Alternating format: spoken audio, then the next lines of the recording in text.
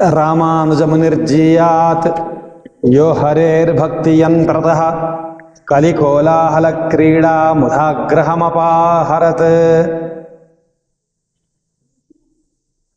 आज परम पावन हरिशयनी एकादशी। तो एकादशी के दिन समस्त वैदिक जन, भगवत भक्त जन उपवास रखते हैं। इसमें कई लोगों का यह प्रश्न रहता है कि हम एकादशी के दिन भूखे क्यों रहे? भूखे रहने से भगवान को प्रसन्नता होती है या अत्यंत उल्लास पूर्वक भगवान को भोग लगा करके, समस्त भगवान को षड्रसों का निवेदन करके उसको हम खा लें, उसको हम प्रसाद ग्रहण करें तो भगवान को प्रसन्नता होती है। भगवान को प्रसन्नता कब मिलेगी? भक्तों के भूखे रहने पर या भक्तों के खाए पिए रहने पर? ये प्रश्न बहुत लोग करते हैं। और ऐसा भी कई लोगों के मुख से सुनने में अभी आया कि भगवान के प्रसाद के एक कणिका को, एक कण को हम यदि मुंह में रख लेंगे तो करोड़ों एकादशी के व्रत का फल उस एक कण को लेने में है। तो भगवत प्रसाद की इतनी महिमा है। भगवान के प्रसाद में और भगवान में कोई अंतर नहीं समझा जाता। भगवान ही भगवान का प्रसाद है, इतनी महिमा है भगवान के प्रसाद में। तो भगवत प्रसाद की उपेक्षा कर हम भूखे क्यों रहें एकादशी के दिन? यह सामान्य रूप से प्रश्न बनता है सभी लोगों का। अब एक प्रश्न है आधुनिकों का, तार्किकों का, और एक प्रश्न है भक्तों का। एकादशी में उपवास क्यों रखना है? उपवास रखना कोई आवश्यक है क्या? उससे कोई धर्म होता है क्या? भूखे रहने से कोई धर्म होता है? तो यह प्रश्न है तार्किक विचारधारा वाले लोगों का। और भगवत प्रसाद की महिमा जब अपार है तो उस प्रसाद की उपेक्षा कर हम भूखे रहने से रहकर उपवास करके क्यों रहें? तो प्रसाद एक एक कण के लेने का फल जब बताया गया है कि करोड़ों एकादशी का फल है, तो करोड़ों एकादशी को क्यों न करें हम एक साथ? एक एकादशी को क्यों करें? तो ये दो प्रश्न हुआ। अब दोनों प्रश्न का हम अपने समझ के अनुसार गुरुजनों के कृपा से उत्तर बताते हैं। जो तार्किक लोग हैं कि भूखे रहने से कोई धर्म होता है क्या? कैसा तुम्हारा भगवान है कि तुम भूखे रहो तो वो प्रसन्न होए?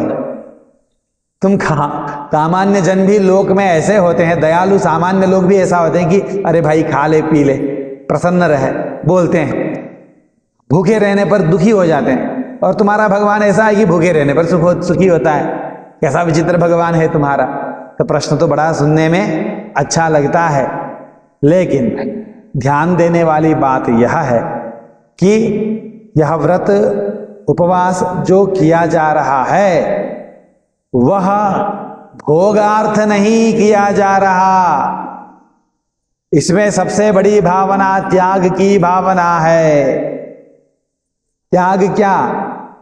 जल का भी त्याग, अन्न का भी त्याग। एक दिन एक पक्ष में हम अन्न जल को त्याग नहीं सकते हैं तो वही अपने आप की परीक्षा है। तो हम संसार को कितना त्याग पाएंगे?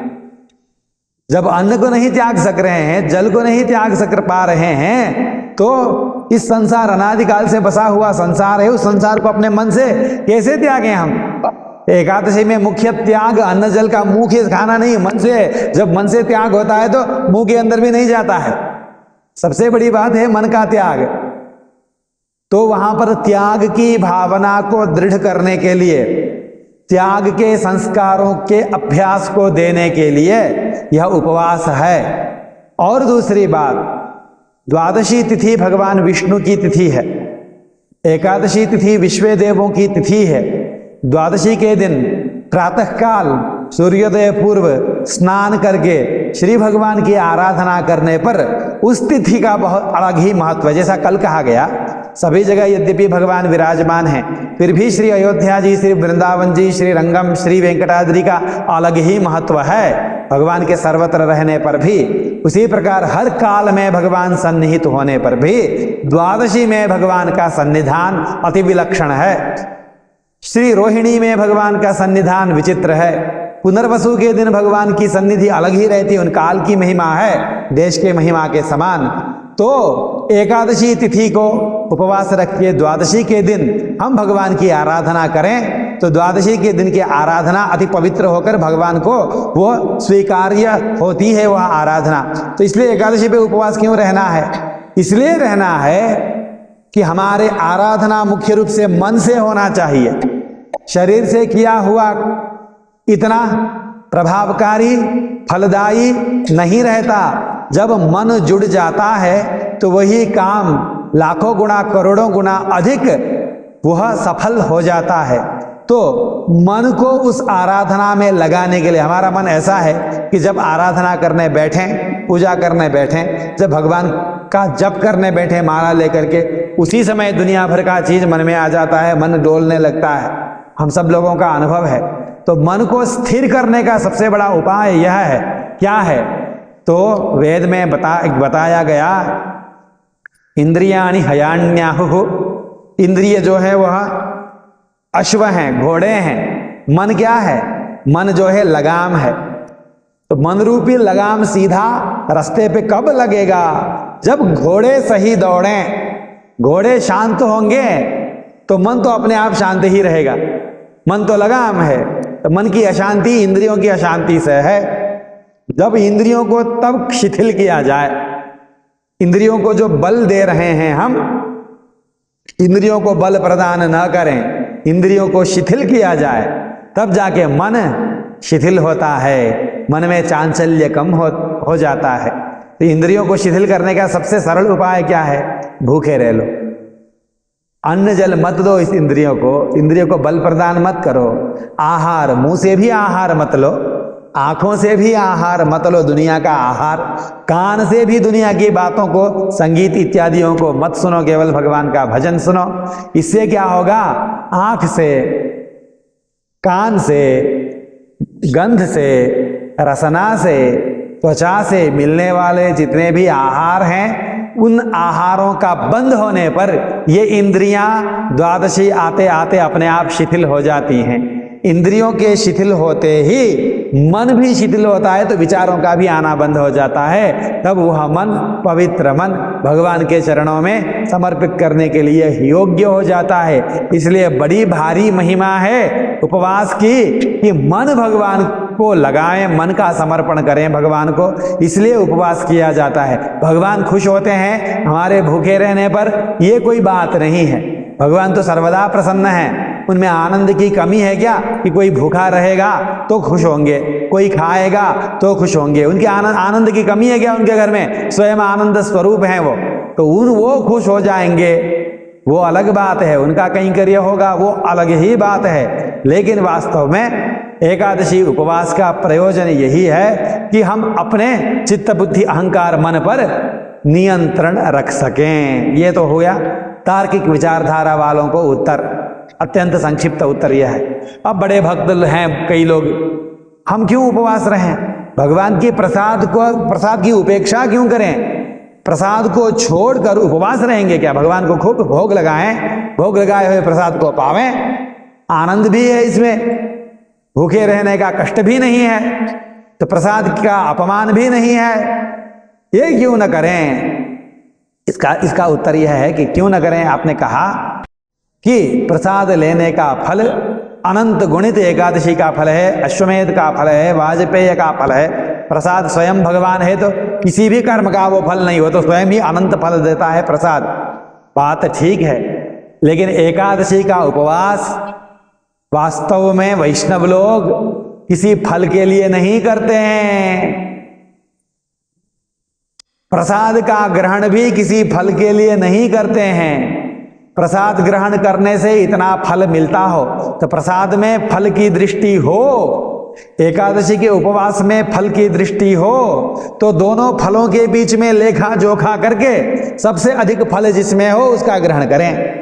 लेकिन वैष्णवों की दृष्टि फल में रहता ही नहीं। वो वैष्णव तो क्या देख रहे हैं? भगवान ने हम सब लोगों के हित के लिए एकादशी व्रत का विधान किया है। भगवान बोल रहे हैं हमें कि एकादशी के दिन उपवास रख लो, तुम लोगों का कल्याण होगा। जब भगवान अपनी इच्छा से बोल रहे हैं हमको एकादशी का व्रत रखो, तो हमारे प्रियतम, हमारे आत्मा, हमारे सर्वस्व हमको आज्ञा दे रहे हैं कि एकादशी के दिन तुम लोग उपवास रखो, तो हम रख रहे हैं। हमें ना एकादशी से मतलब है, ना द्वादशी से मतलब है, ना उपवास से मतलब है, हमें ना भोजन से मतलब है। हमें तो इतना मतलब है कि हमारे प्रभु जी का उनकी आज्ञा क्या है, उनका मन क्या है। अगर उनके मन में यही है कि हम उपवास रख लें तो लो रख लेते हैं। तो ये भक्तों के लिए उत्तर है। तो ये जिसके मन में ऐसी भावना हो कि प्रसाद की उपेक्षा न करें तो वो भोजन ग्रहण करें तो भी कोई दिक्कत नहीं। जिसके मन में यह भावना है कि नहीं नहीं हम तो भगवान का कहा मानेंगे, उनकी आज्ञा का पालन करेंगे, तो वो भूखे रह जाते हैं भगवान की आज्ञा समझ के, तो वो भी परमोत्कृष्ट है। इसलिए भक्तों के बीच में परस्पर निंदा नहीं होनी चाहिए। जो एकादशी व्रत कर रहा है, अहो अहो आप बहुत बड़भागी हैं, जो एकादशी कर पा रहे हैं उसको भी नमस्कार करना चाहिए। और जो भगवान का भोग लगाया हुआ प्रसाद ले रहा है तो बड़ा भाग्य आपका, बड़ा भाग्य। कोई नियम कानून सब ताक में रख करके भगवान की प्रसाद को सोच करके आप परवश प्रसाद को ले रहे हैं, तो उनको भी नमस्कार करना चाहिए। तो भक्तों के प्रश्नों का उत्तर यही है कि भक्तगण एकादशी के उपवास को उसका फल को देख करके नहीं अनुष्ठान करते हैं, इसलिए अनुष्ठान करते हैं कि वो भगवद आज्ञा है। तो दोनों प्रकार एकादशी, तार्किक विचारधारा से भी एकादशी का उपवास करना अति उत्तम है। आजकल तो और भी बोलते हैं कि पक्ष में 15 दिन में एक बार भूखे रह जाएं तो शरीर अपने आप अपने टॉक्सिन को, शरीर के अंदर विद्यमान जितने भी रोग उत्पादक तत्व हैं उनको धीरे धीरे साफ करने लग जाता है, शरीर अपने आप शुद्ध हो जाता है। हम वस्त्र को धोते हैं, सुखाते हैं, तब जाके वस्त्र पहनते हैं। कितना गंदा होता है वस्त्र, उपयोग में ले रहे हैं किसको, आंतों को, पेट को, हर दिन उपयोग में ले रहे हैं, अनेक रंगी बिरंगी भोजन अंदर डाल रहे हैं, उसको भी तो धोना है, सुखाना है। तो धोने और सुखाने का दिन कब है? एकादशी के दिन है। इसी से हमारा भीतर का पेट भी पवित्र होता है, मन भी पवित्र होता है, शरीर के सारे रोग देने वाले जितने कीटाणु हैं सब नष्ट होते हैं, शरीर की रोग प्रतिरोधक क्षमता में अभिवृद्धि होती है उपवास रहने पर। तो ये सब कारण तार्किकों के लिए, भक्तों के लिए भगवद आज्ञा है, इसलिए एकादशी करना है। तो आज हरिशयनी एकादशी है। आज के बाद कोई सा भी शुभ कर्म हमारी संस्कृति में नहीं की जाती है, क्योंकि भगवान देव आज सो गए हैं, देव का शयन हो गया है। देखिए आकाश भी मेघों से ढका हुआ है।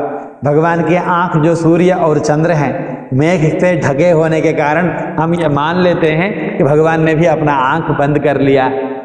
तो यह आज से लेके 4 महीने तक हरि बोधिनी देव उत्थानी, देवोत्थान एकादशी तक भगवान हरि शयन करते हैं। जो सृष्टि के पालक है, सृष्टि के प्रवर्तक है, वो शयन करते हैं, ऐसा माना जाता है। तो इस समय में कोई भी शुभ कार्य नहीं किया जाता है। भगवान जब जगेंगे, आंख खोलेंगे, उनकी वो साक्षी बनेंगे तो हमारे एक सारे शुभ कर्म होंगे, ऐसा मानते हैं। अभी फिर कहा, कल जैसा कहा, अभी कली पुरुष का साम्राज्य चल रहा है, कली का ही राज है सब हम लोगों के मन में, बुद्धि में, वाणी में, इंद्रियों में। हम अपने हिसाब से जी रहे हैं क्या? हमारा तो मन है कि भक्ति करें, हमारा तो मन है कि भागवत ही सुनते रहें, लेकिन भागवत सुन पाते हैं क्या? संसार की गंदी बातों को सुनते हैं, अपनी प्रशंसा को सुनते हैं। हम चाहते हैं कि मंदिर में भगवान के श्री मंगल विग्रह का ही दर्शन करें, वही देखते हैं क्या? ना, टीवी में पता नहीं क्या क्या दिखाते हैं, कौन नाच रहा है, कौन कपड़े खोल रहा है, वही सब देखते हैं, वही ना देख रहे हैं। तो हमारे मन, हमारी बुद्धि हमारे वश में नहीं है। किसके वश में है? कली पुरुष के वश में है, उसका शासन चल रहा है। इस समय में भी हम चाह रहे हैं कि हम भगवान के हों, भगवान हमारे हों। तो ये भगवान की बहुत बड़ी कृपा है, हमारा कर्तव्य है हम इस कृपा को व्यर्थ जाने न दें। इसलिए हम जहाँ भी हमें अवसर मिले तो उस कृपा का लाभ लेना चाहिए। भगवान ने कहा है एकादशी का उपवास रखो, तो हमें उपवास भी रख लेना चाहिए। बोल श्री हरिशयनी एकादशी महारानी की जय।